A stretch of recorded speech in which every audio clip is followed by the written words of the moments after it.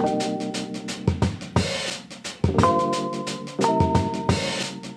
everybody, so you might not recognise me. My name's Anna. I'm a student nurse in the last 6 months of my degree at the moment.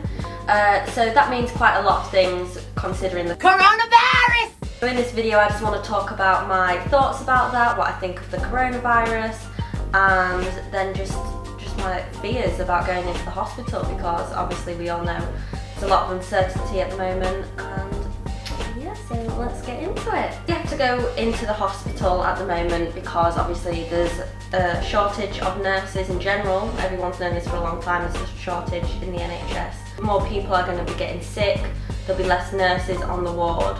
Our role will probably vary each day. We might be doing more of a support worker role, and then other days we might have our own patients, be more nursey. We won't be supernumerary, so we will not be with a nurse all the time or with our mentor all the time.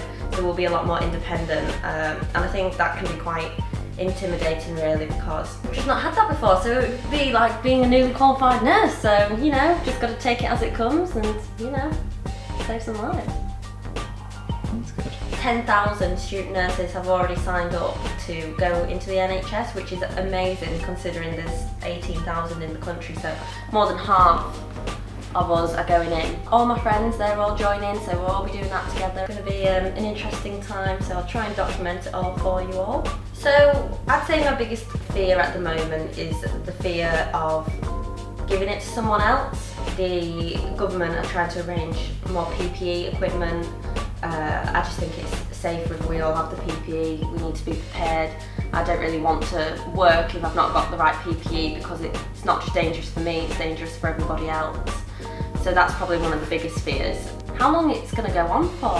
How long's a piece of string? This could go on until July, August. I mean, I'll let you in on a secret.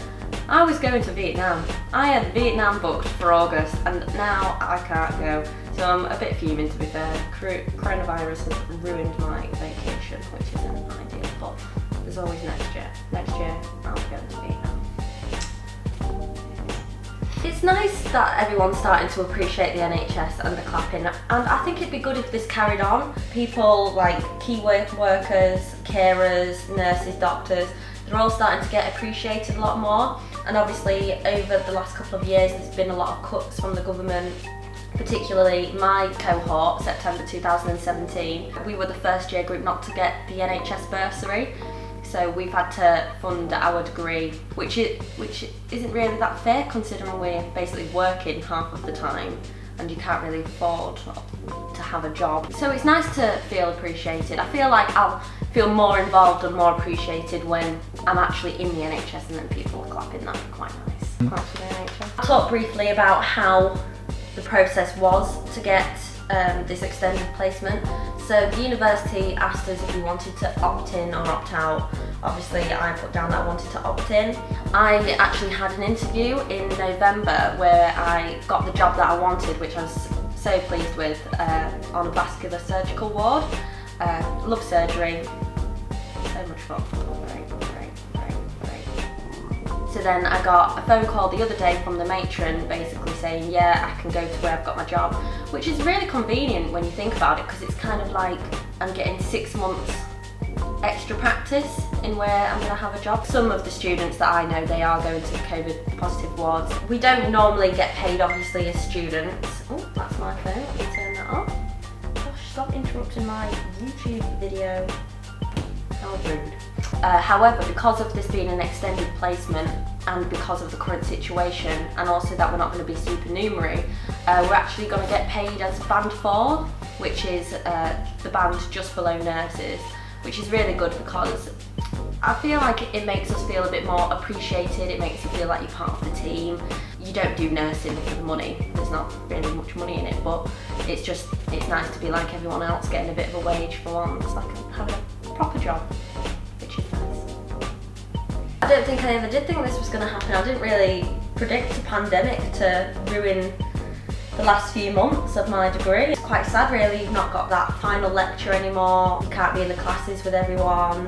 Where's my final student night out? That's been taken from me. At the same time, I think it's a good opportunity to work in a fast-paced environment, and I think you're going to learn a lot, to be fair. So yeah, this cup of tea is getting a bit cold now. So I hope that's been quite helpful to see what student nurses are going through right now and the process of starting your extended placement. Obviously, if you'd like to comment and subscribe, I'd really appreciate it. I really want to start this YouTube channel to show people what's going on in the NHS. And if you're a student nurse, if you want to leave a comment below as well and tell me what your thoughts are about going into the hospital, or any content ideas that you'd like to see, I'd really appreciate it. So, cheers to that. Stay home. Stay safe.